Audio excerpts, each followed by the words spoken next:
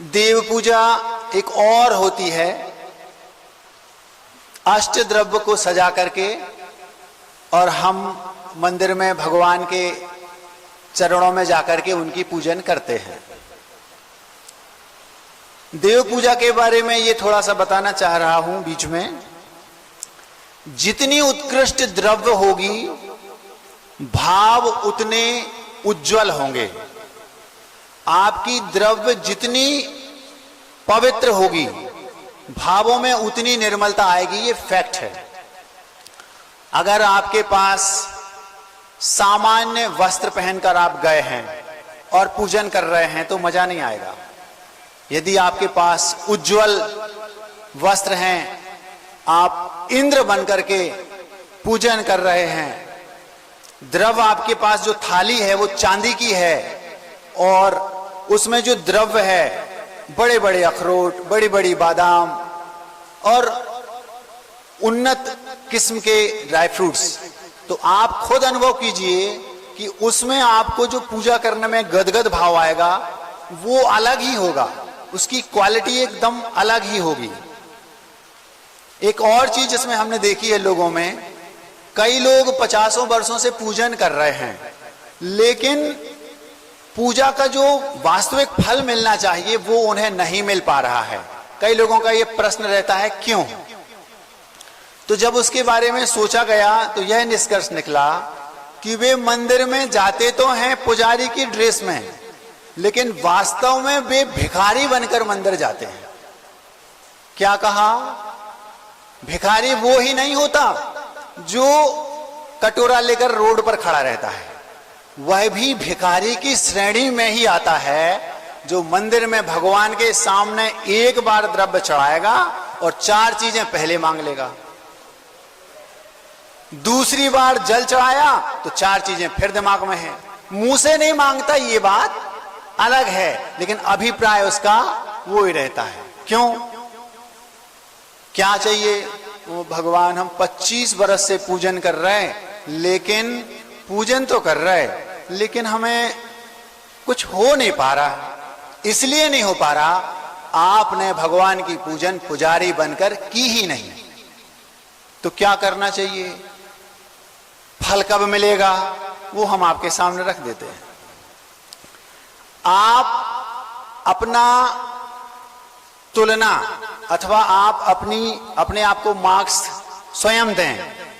यदि आप पूजन भगवान की करते हैं और उस पूजन से भगवान प्रकट होकर सामने साक्षात खड़े हो गए और वो कहें मैं तुमसे प्रसन्न हूं, मांगो क्या वर मांगते हो, और आप ये कहें भगवान मुझे कुछ नहीं चाहिए, यदि ऐसी दृष्टि आपकी है तो फिर आपको 50 वर्ष नहीं 50 दिन में ही फर्क समझ में आने लगेगा। उसका प्रतिफल आपको 50 दिन में ही लगने लगेगा। अरे ये मेरे साथ हो क्या रहा है? क्यों?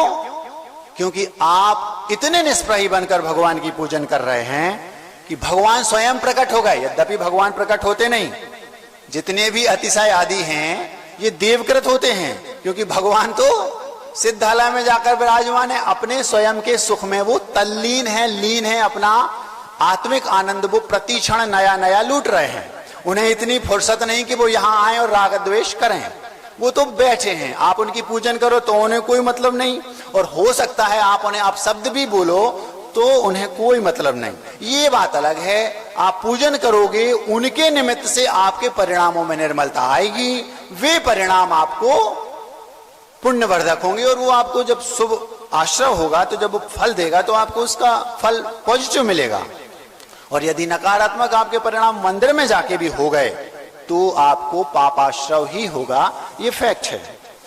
तो अब मैं आपसे पूछना चाहता हूं, आप अपने अंतर मन को टटोलिए और स्वयं निर्णय लीजिए, क्या आप भगवान की पूजन ऐसे भावों से करते हैं कि भगवान आप सामने साक्षात भी प्रकट हो जाएं तुम और पूछें कि क्या चाहिए, और मेरे मन से यही निकलेगा मुझे कुछ नहीं चाहिए।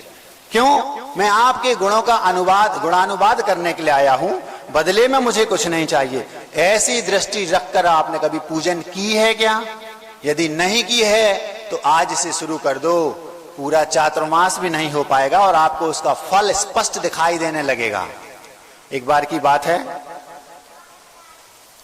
स्वप्न से याद आया, कुंड विदिशा में हम लोगों की दीक्षा के कुछ दिन पहले की बात है, दीक्षा विदिशा में हुई थी। तो एक कवि हैं, वो मन संचालन कर रहे थे और आचार्य महाराज अपने पूरे संघ के साथ मंच पर आसीन थे। वो थोड़े से आचार्य श्री जी से ज्यादा जुड़े हुए हैं, कभी कभी आचार्य श्री के मुंह भी लगे हैं वो कवि जो संचालन कर रहे थे। तो बीच में संचालन करते करते, नाम बताना ठीक नहीं, आप लोग समझदार हैं, तो संचालन करते करते करते वो एक दिन एकदम अचानक से आचार्य श्री जी का मूड थोड़ा सा खुश करने के लिए आचार्य श्री जी से बोलते हैं, आचार्य श्री जी वो आज मुझे एक सपना आया। तो आचार्य जी समझ गए कि कुछ ये हंसाने वाली बात बोलने वाला होगा। तो आचार्य श्री ने देखा, मतलब क्या सपना आया?